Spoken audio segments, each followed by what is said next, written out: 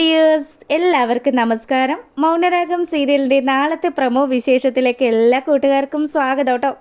അങ്ങനെ നമ്മുടെ വിക്രമാദിത്യ മഹാരാജാവ് കല്യാണിയെയും കിരണിയെയും ഒക്കെ തകർക്കുമെന്ന് വലിയ ശപഥമൊക്കെ ചെയ്യുക. കൊച്ചുമകൻ്റെ ഈ വർത്തമാനമൊക്കെ കേട്ട് കഴിയുമ്പോൾ നമ്മുടെ പൂങ്ങാമുത്തശ്ശിയാണെങ്കിൽ അങ്ങനെ തന്നെയാണ് മോനെ വേണ്ടത്. അവളും അവളുടെ ഭർത്താവും ഒക്കെ ഉണ്ടല്ലോ പിച്ചച്ചട്ടി എടുത്ത് നടക്കുന്ന കാഴ്ച നമുക്ക് കാണണമെന്നൊക്കെ പറഞ്ഞു. അങ്ങനെ അമ്മുമ്മയും കൊച്ചുമോനും ഒക്കെ ഒരേ വൈബായതുകൊണ്ട് തന്നെ രണ്ടുപേരും നല്ല കട്ടയ്ക്ക് ഇങ്ങനെ നിൽക്കുക. അപ്പോൾ ഈ സമയമാണെങ്കിൽ മോനെ പ്രകാശ, നീ നേരത്തെ പോയി കിടന്ന് ഉറങ്ങിക്കോ കേട്ടോ. രാവിലെ എഴുന്നേറ്റ് ഒരുങ്ങാനൊക്കെ ഉള്ളതല്ലേ. ഇപ്പം നിൻ്റെ മോൻ എന്തായാലും എല്ലാ കാര്യങ്ങളും ചുറുചുറുക്കോടുകൂടി ഓടി നടന്ന് ചെയ്യുന്നതുകൊണ്ട് നിനക്ക് ഒരുപാട് കാര്യങ്ങളിൽ റെസ്റ്റ് എടുക്കാൻ സാധിക്കും. എന്തായാലും എൻ്റെ മോൻ കിടന്ന് ഉറങ്ങിക്കും. നാളെ നിൻ്റെ ജീവിതത്തിലെ ഏറ്റവും പ്രധാനപ്പെട്ട ഒരു ദിവസമല്ലേ എന്നൊക്കെ പറഞ്ഞ് വലിയ കാര്യത്തിന് അമ്മ മോനെ ഉറക്കാൻ കൊണ്ടുപോവുക. ഈ സമയമാണെങ്കിൽ നമ്മുടെ വിക്രമാണെങ്കിൽ നാളത്തെ കഴിഞ്ഞാൽ താൻ കോടീശ്വരനാകും. കാർത്തിക ചേച്ചിയുടെയും അമ്മയുടെയും കയ്യിൽ കണക്കിൽ എണ്ണാൻ പറ്റാത്തത്ര സ്വത്തും അതുപോലെ സ്വർണ്ണമൊക്കെ ഉണ്ട്. ഈ കമ്പനികളുടെ മുഴുവനും ചുമതല തൻ്റെ തലയിലായി കഴിഞ്ഞാൽ പിന്നെ കിരണിനെയും കല്യാണിയൊക്കെ ഒതുക്കുന്ന കാര്യം അത് നിഷ്പ്രയാസം സാധിക്കും. അങ്ങനെ പിറ്റേ ദിവസം രാവിലെ ആയി. നമ്മുടെ പ്രകാശൻ പതിവ് പോലെ ക്ഷേത്രത്തിലൊക്കെ പോയി. എപ്പോൾ എന്ത് ചടങ്ങ് ചെയ്യുന്നതിന് മുന്നേയും ഭഗവാന്റെ അടുത്ത് പോയി പ്രാർത്ഥിക്കുന്ന ഒരു പരിപാടി പുള്ളിക്കാരനുണ്ടല്ലോ. അങ്ങനെ പ്രകാശൻ അമ്പലത്തിലൊക്കെ പോയി. അതിനുശേഷം ആശാൻ വീട്ടിലേക്ക് മടങ്ങി വരിക. ഈ സമയമാണെങ്കിൽ നമ്മുടെ ലക്ഷ്മി അമ്മയാണെങ്കിൽ നല്ല സൂപ്പറായിട്ട് ഒരുങ്ങി ഇങ്ങനെ സ്വർണ്ണമൊക്കെ ഇട്ട്, അമ്മേ അത്യാവശ്യം നല്ല രീതിയിൽ തന്നെ ഒരുങ്ങിക്കോട്ടോ. അയാളിന്ന് അമ്മയെ കണ്ട് അവൻ്റെ കണ്ണ് രണ്ടും പുറത്തേക്ക് തള്ളി വരണം. ആ രീതിയിൽ വേണം അമ്മ ഒരുങ്ങി വരാനായിട്ട്. മോളെ, ഇതൊന്നും അമ്മയ്ക്ക് അത്ര ഇഷ്ടമുള്ള കാര്യമൊന്നും അല്ല. പിന്നെ ഉണ്ടല്ലോ അമ്മ ആഗ്രഹിക്കുന്നത്, ഇന്നലെ അമ്മ പറഞ്ഞില്ലേ അവൻ കഷ്ടപ്പെട്ട് ഒരുക്കി വെച്ചിരിക്കുന്ന മണിയറ, ആ മണിയറയിൽ എനിക്ക് കിടന്ന് നന്നായിട്ട് സുഖമായിട്ട് ഇത്രയും വർഷക്കാലം എൻ്റെ മനസ്സിൽ കൊണ്ടു നടന്ന ആ പക മുഴുവനും കളഞ്ഞിട്ട് സമാധാനപരമായിട്ട് എനിക്ക് ഉറങ്ങണം മോളെ. മോളും അങ്ങനെയുള്ളൊരു ദിവസം ആലോചിക്കുന്നില്ലേ? എന്തായാലും ആ ദിവസം ഇന്ന് എത്തിച്ചേർന്നല്ലോ, അതിൻ്റെ ഒരു സന്തോഷത്തിലാണ് ഞാനുള്ളത്. അല്ല മോളെ, കിരണും കല്യാണിയും അവരെല്ലാവരും ഒക്കെ വരുമല്ലോ അല്ലേ? എല്ലാവരും വരും അമ്മേ. അമ്മ ഒരു കാരണവശാലും പേടിക്കണ്ട. അയാളുടെ പതനം കാണാൻ വേണ്ടിയിട്ട് ഇന്ന് എന്തായാലും എല്ലാവരും ഉണ്ടാകും. പിന്നെ കാദംബരി ചേച്ചി ആശുപത്രി പോകുന്ന സമയമാണെങ്കിലും കാദംബരി ചേച്ചി അവിടെ ഉണ്ടാവും. അങ്ങനെ അമ്മയ്ക്ക് കുറച്ച് മേക്കപ്പുകളൊക്കെ ചെയ്തു കൊടുത്ത് നമ്മുടെ കാർത്തിക അടുത്ത് തന്നെ നിൽക്കുക. കാർത്തികയ്ക്കാണെങ്കിൽ തൻ്റെ അമ്മയെ കണ്ടിട്ട് ഭയങ്കര സന്തോഷം. എൻ്റെ അമ്മ ശരിക്കും അമ്മ ഇങ്ങനെയൊക്കെ ഒരുക്കാൻ പറ്റുമെന്ന് ഞാൻ സ്വപ്നത്തിൽ പോലും വിചാരിച്ചിട്ടില്ല. പ്രകാശനും ഒക്കെ അമ്മയെ കാണുന്ന സമയം എൻ്റെ ഈശ്വര എനിക്കത് ആലോചിച്ചിട്ട് ഭയങ്കരമായിട്ട് സന്തോഷം തോന്നുക.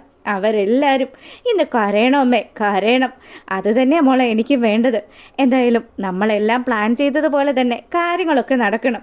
അവരുടെ രാജകുമാരനുണ്ടല്ലോ ഇപ്പോൾ സ്വപ്നലോകത്തായിരിക്കും. അവനും കിട്ടാവുന്നതിൽ വെച്ച് ഏറ്റവും വലിയൊരു തിരിച്ചടി കൊടുക്കണം. പിന്നെ മോളെ, അവൻ്റെ കാര്യത്തിലാണ് എല്ലാവർക്കും ഒരു ടെൻഷനുള്ളത്. എനിക്കറിയാം അമ്മേ. കിരണും കല്യാണിയൊക്കെ അവനെ പ്രത്യേകം വാച്ച് ചെയ്യുന്നുണ്ട്. എന്തായാലും അവൻ്റെ ഉടായ്പ പരിപാടികളൊക്കെ നമ്മുടെ അടുത്ത് എടുത്തു കഴിഞ്ഞാൽ കിരണും കല്യാണിയും പിന്നെ നമ്മുടെ ആൾക്കാരും ഒക്കെ ഉണ്ടല്ലോ, എല്ലാവരും കൂടി ചേർന്ന് അവനുള്ള പണി അങ്ങ് കൊടുത്തോളും. അങ്ങനെ ഇവിടെ ഈ കാര്യങ്ങളൊക്കെ സംസാരിച്ചു കൊണ്ടിരിക്കുന്ന സമയമാണെങ്കിലോ നമ്മളെ കാണിക്കുന്നത് നമ്മുടെ സുന്ദരനായ മണവാളിനെയാണ്. പ്രകാശൻ അങ്ങനെ അണിഞ്ഞൊരുങ്ങുകയാണ്. എന്തായാലും നടക്കാത്ത എത്രാമത്തെ കല്യാണത്തിനാണ് നമ്മുടെ പ്രകാശൻ ഇങ്ങനെ ഒരുങ്ങിക്കൊണ്ടിരിക്കുന്നത്. പ്രകാശൻ നല്ല സൂപ്പർ ഒരു ഗോൾഡൻ കളർ ജുബയും അതുപോലെ നല്ല ഹെയർ സ്റ്റൈലും ഒക്കെ ആയിട്ട് അങ്ങനെ ഒരുങ്ങി നിൽക്കുന്ന സമയം ഇടത്തും വലത്തും കണ്ണ് കിട്ടാണ്ടിരിക്കുക ബാലണ്ണനും നമ്മുടെ രാജപ്പനും അങ്ങനെയുണ്ട്. രാജപ്പൻ എപ്പോഴാണാവോ പ്രശ്നക്കാരനായി മാറുന്നത്. എന്തായാലും വിവാഹം മുടങ്ങിക്കഴിഞ്ഞാൽ രാജപ്പൻ നമ്മുടെ പ്രകാശനെ പഞ്ഞിക്കിടുമെന്നുള്ള കാര്യത്തിൽ ഒരു ഡൗട്ടും ഇല്ല. പിന്നീടാണെങ്കിലോ കാർത്തികയും ആ കാര്യങ്ങളൊക്കെ ആലോചിക്കുക. അപ്പോൾ അമ്മയോട് പറഞ്ഞു, അമ്മേ നമ്മളിങ്ങനെയൊക്കെ ഒരു ചതി ചെയ്യുമ്പോൾ പ്രകാശന് മറ്റൊരു തിരിച്ചടി കിട്ടുമമ്മേ. ആ രാജപ്പൻ്റെ അടുത്ത് നിന്ന് 10-15 ലക്ഷം രൂപയാണ്, അതും പലിശയുടെ പലിശയും ഒക്കെ കൂട്ടി കൊടുക്കാമെന്നൊക്കെ പറഞ്ഞാൽ വാങ്ങിയിരിക്കുന്നത്. എന്തായാലും രാജപ്പന് മനസ്സിലായി കഴിഞ്ഞാൽ അതും ഈ വിവാഹത്തിൽ നിന്നും ഒരു പണം പോലും ഒരു രൂപ പോലും അയാൾക്ക് കിട്ടില്ലെന്ന് മനസ്സിലായി കഴിഞ്ഞാൽ ഉറപ്പായിട്ടും പ്രകാശൻ്റെ കാര്യത്തിൽ രാജപ്പൻ തന്നെ ഒരു സമാധി കിട്ടും. ഇപ്പോൾ ഒരുപാട് സമാധികളൊക്കെ കെട്ടിപ്പടുക്കുന്ന കാലമാണല്ലോ. അങ്ങനെ ഇവിടെ ഈ കാര്യങ്ങളൊക്കെ നടക്കുമ്പോൾ നമ്മുടെ ബാലണ്ണനാണെങ്കിൽ ചിരി സഹിക്കാൻ പറ്റുന്നില്ല. എടാ ബാലണ്ണ, ഇപ്പം എന്നെ കണ്ടാൽ എത്ര വയസ്സ് തോന്നുമെന്ന് പ്രകാശൻ ചോദിക്കുക. എൻ്റെ പ്രകാശ, നിന്നെ കണ്ടാൽ ഇപ്പം അത്ര വയസ്സൊന്നും തോന്നില്ല എത്രയാടാ, ഒരു 10-40-42, അതിനപ്പുറം ഒന്നും പോവില്ലെന്നേ. ഓ, അതൊക്കെ ഒരു ഇച്ചിരി കൂടുതലല്ലേ എന്നൊക്കെ ചോദിച്ച് പ്രകാശൻ ഇങ്ങനെ നിൽക്കുക. ഈ സമയം ദാ നമ്മുടെ മൂങ്ങാമുത്തശ്ശി വന്നു. ഓ എൻ്റെ പൊന്നുമോനെ, നിന്നെ കാണാൻ എന്ത് ഭംഗിയാടാ.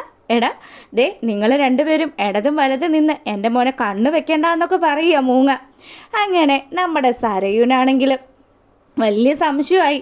സരയുന് അച്ഛനും അമ്മയും ഒക്കെ ഇപ്പോൾ ഇങ്ങനെയാണ് തന്നെ ചതിച്ചതെന്നും അതുപോലെ താരയാണ് തൻ്റെ അമ്മയെന്നും ഒക്കെ DNA റിസൾട്ടൊക്കെ തെളിഞ്ഞല്ലോ. എന്നാലും ഇതിൻ്റെയൊക്കെ പിന്നിൽ എന്താ സംഭവിച്ചതെന്ന് അറിയാൻ വേണ്ടിയിട്ടും ആ രഹസ്യത്തിൻ്റെ ചുരുളഴിക്കാൻ വേണ്ടിയിട്ടും സരയു നേരെ പോവുക അവൾ ജനിച്ചെന്ന് പറയുന്ന ആ ഒരു ഹോസ്പിറ്റലിലേക്ക്. അവിടെ എത്തി ഡോക്ടറെ കണ്ടു. അപ്പോൾ ഡോക്ടറോട് കാര്യങ്ങളൊക്കെ സംസാരിച്ചു. അതിനുശേഷം ഡോക്ടറാണെങ്കിലോ, അതേ മോള് പറയുന്ന രീതിയൊക്കെ അനുസരിച്ചാണെങ്കിൽ നമുക്ക് പഴയ ഫയലുകളും കാര്യങ്ങളും ഒക്കെ ചെക്ക് ചെയ്യേണ്ടി വരും. എന്തായാലും അതിന് കുറച്ച് ടൈമൊക്കെ പിടിക്കും. അതുവരെ മോളൊന്ന് വെയിറ്റ് ചെയ്യുമെന്ന് ചോദിക്കുക. അതിനെന്താ ഡോക്ടറെ എനിക്ക് എന്തായാലും അറിയണം. അങ്ങനെ ഇവിടെ ഒരു ഡെലിവറി നടന്നിട്ടുണ്ടെങ്കിൽ, ആ കുഞ്ഞു മാറിപ്പോയിട്ടുണ്ടെങ്കിൽ ഉറപ്പായിട്ടും അത് ഇവിടെ അറിയാൻ സാധിക്കില്ലേ മോളെ? അതിപ്പോൾ കണ്ടുപിടിക്കുന്ന കാര്യം കുറച്ച് പ്രശ്നമാണ്. അങ്ങനെ നമ്മുടെ ഹോസ്പിറ്റലിൻ്റെ വിഷയമായിട്ട് വരുന്ന ഒരു കാര്യങ്ങളും അങ്ങനെ പുറത്തു വിടില്ലല്ലോ. ഇതിപ്പം സരയുനെ എനിക്ക് പേഴ്സണലി അറിയാവുന്നത് കൊണ്ട് മാത്രമാണ് സരയുനോട് ഇത്രയും ഡീറ്റെയിലൊക്കെ ഞാൻ പറയുന്നത്. എന്തായാലും നമുക്ക് അന്വേഷിക്കാം. മോൾക്ക് അത്രയും സംശയമൊക്കെ ഉള്ള സ്ഥിതിക്ക് എന്തെങ്കിലും ചില കാര്യങ്ങളൊക്കെ നടന്നിട്ടുണ്ടെങ്കിൽ നമുക്ക് കണ്ടെത്താൻ സാധിക്കും. എന്തായാലും സരയു വിഷമിക്കേണ്ടെന്ന് പറഞ്ഞു. പിന്നീട് നമ്മളെ കാണിക്കുന്നത് നമ്മുടെ ദീപ ബൈജുവിനോട് സംസാരിച്ചുകൊണ്ട് നിൽക്കുക. അപ്പോൾ ബൈജു, എങ്ങനെയാ, നീ ഓക്കെ അല്ലേ, നമുക്ക് ഇറങ്ങിയാലോ എന്ന് ചോദിക്കുമ്പം, കിരണേട്ടനും കല്യാണിയും കൂടി അങ്ങോട്ടേക്ക് പോയിട്ടുണ്ടല്ലോ, നമുക്കിപ്പോൾ അതൊക്കെ ചെല്ലാം. പ്രകാശൻ എന്തായാലും കതിർ മണ്ഡപത്തിലേക്ക് വരട്ടെ. അവിടെ വന്നു കഴിഞ്ഞ് ആ ലക്ഷ്മി അമ്മയെ കണ്ടു കഴിഞ്ഞ് പ്രകാശൻ്റെ കിളി പറക്കുന്ന സമയത്ത് നമുക്കവിടെ എത്തണം. അവൻ അവിടെ നിൽക്കുന്ന കാഴ്ച കാണണം. എനിക്കും അതൊക്കെ തന്നെയാണ്. എന്തായാലും അയാൾ അവിടെ നിന്ന് വേർക്കുന്ന കാഴ്ച അത് കണ്ടില്ലെങ്കിലുണ്ടല്ലോ വമ്പ നഷ്ടമായിരിക്കും. ദീപേച്ചി, നിങ്ങൾ എന്തായാലും പോരെന്നും പറഞ്ഞ് ബൈജു നമ്മുടെ ദീപയും കൂട്ടിയിട്ട് സംഭവം നടക്കാൻ പോകുന്ന സ്പോട്ടിലേക്ക് ഇറങ്ങുക. ഈ സമയമാണെങ്കിൽ ഇതാ നമ്മുടെ കിരണും കല്യാണിയും കൂടി ഓഡിറ്റോറിയത്തിലെത്തി. അപ്പോൾ അവിടെ വന്നതും നമ്മുടെ ലക്ഷ്മി അമ്മയൊക്കെ ഒരുങ്ങിക്കൊണ്ടിരിക്കുന്ന ആ ഒരു റൂമിലേക്ക് ചെന്നു. എന്നിട്ട് എന്തായി കാര്യങ്ങളൊക്കെ? എല്ലാ കാര്യങ്ങളും പക്കായിട്ട് സെറ്റ് ചെയ്തിട്ടുണ്ട്. കാദംബരി ചേച്ചിയും അതുപോലെ ബാക്കി സോണിയൊക്കെ വരുമെന്ന് ചോദിക്കുമ്പം എല്ലാവരും വരും. ഇന്ന് ഇവളുടെ അച്ഛന് നല്ല 16ൻ്റെ പണി കിട്ടുന്ന ദിവസമാണല്ലോ. അതെ, അത് തന്നെയാണ്. എന്തായാലും സ്വന്തം അച്ഛൻ ഇത്രയും നഷ്ടങ്ങളും കഷ്ടങ്ങളും ഒക്കെ അനുഭവിക്കുന്ന സമയത്ത് അതൊക്കെ കണ്ട് നമ്മൾ മാത്രമേ ഇങ്ങനെ സന്തോഷിക്കുന്നുള്ളൂ അല്ലേ കാർത്തികയെന്ന് ചോദിച്ച് കല്യാണി ചിരിക്കുക. അപ്പോൾ ഈ സമയം കാർത്തിക പറഞ്ഞു, ചേച്ചി അത്രയും ദുഷ്ടത്തരായാൽ എല്ലാവരോടും ചെയ്തിട്ടില്ലേ? ഇന്ന് ആ മൂങ്ങ മുത്തശ്ശിയും അതുപോലെ വിക്രമാദിത്യ മഹാരാജാവും ഒക്കെ തകർന്നടിയുന്ന ആ ഒരു ദിവസമാണ്.